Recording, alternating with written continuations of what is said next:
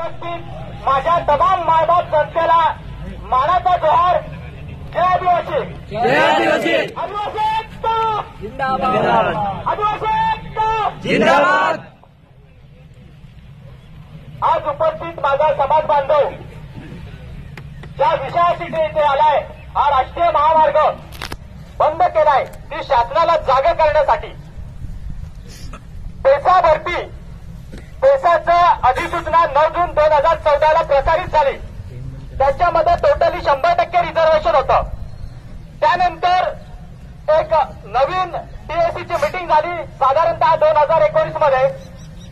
त्यावेळेचे तत्कालीन मुख्यमंत्री देवेंद्र फडणवीस हे अध्यक्ष होते आणि त्यावेळी बिगर आदिवासींची मागणी होती की त्या आरक्षणामध्ये बदल करण्यात यावा आणि त्यानंतर त्यांच्याच मागणीनुसार त्या आरक्षणामध्ये बदल केला गेला आणि लोकसंख्येच्या प्रमाणात हे रिझर्वेशन दिलं गेलं.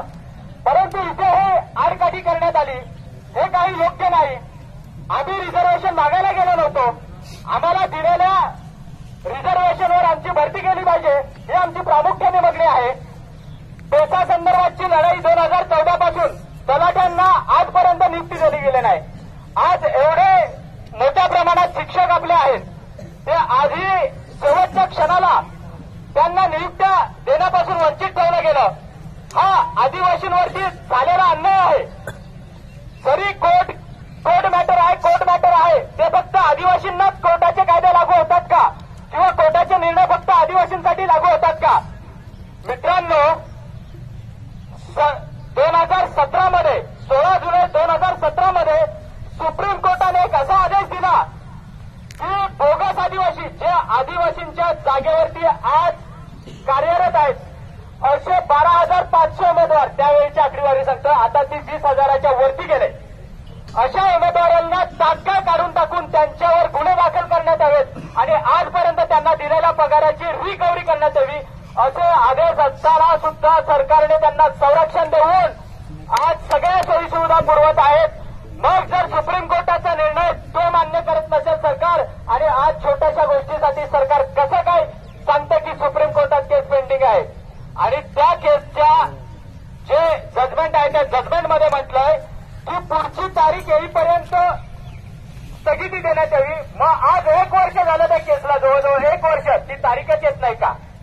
सरकारने दिलेले वकील अर्जन्सी फाईल करत नाही का? ही सरकारची जबाबदारी आहे का? सरकार जाणून बसून आदिवासींना नोकरीपासून वंचित ठेवत आहे.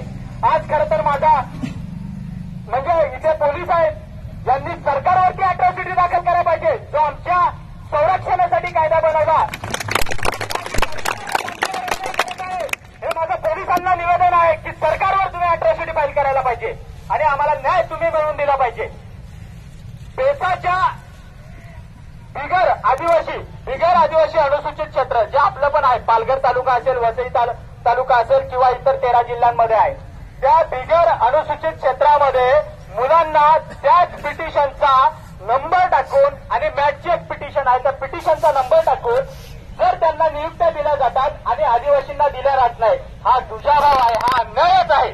आणि म्हणून बोलतोय की सरकारवर गुन्हा दाखल झाला पाहिजे. सरकारची इच्छाशक्ती असली तर ते आजही आम्हाला नियुक्त्या देऊ शकतात. मी आता उदाहरण दिलं 12,500 पदांचं. त्यांच्यासाठी भुजबळ समिती नेमली. समितीने तर अहवाल पण काय दिला नाही व्यवस्थित, तरी सुद्धा त्यांना संरक्षण दिलं. फक्त मतांचं भीक घेण्यासाठी हे त्यांच्या सोबत निर्णय घेतले झाले, मग आमच्यासोबत का घेतले जात नाही? अशा पद्धतीने आमच्यावर अन्याय होत आहे. आज एवढ्या दिवसापासून पेसासाठी तिथे बसलेले आहेत, आंदोलनासाठी बसलेले आहेत. आमची दखल घेतली जात नाही. काल पुण्यामध्ये फक्त 1 रात्र 1 दिवस सर्व एमपीएससीचे विद्यार्थी रस्त्यावर उतरले तर त्यांचा तात्काळ निर्णय बदलून एक्झाम पुढे ढकलली गेली. मग आमच्यासाठी तसं का केलं जातंय? आम्हाला मुख्यमंत्री वेळ देत नाही.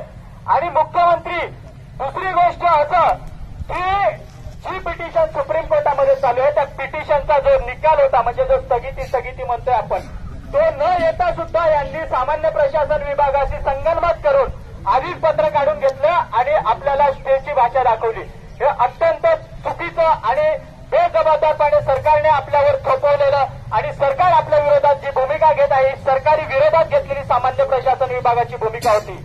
आणि आधी त्याच पद्धतीने सामान्य प्रशासन आपल्या विरोधात भूमिका घेत आहे, तर यांना जागे करण्यासाठी आपल्याला अधिक लढा तीव्र करून आज माझी विनंती आहे की ह्या हायवेवरून उठू नये. जोपर्यंत सरकारचा प्रतिनिधी आपल्याकडे येत नाही तोपर्यंत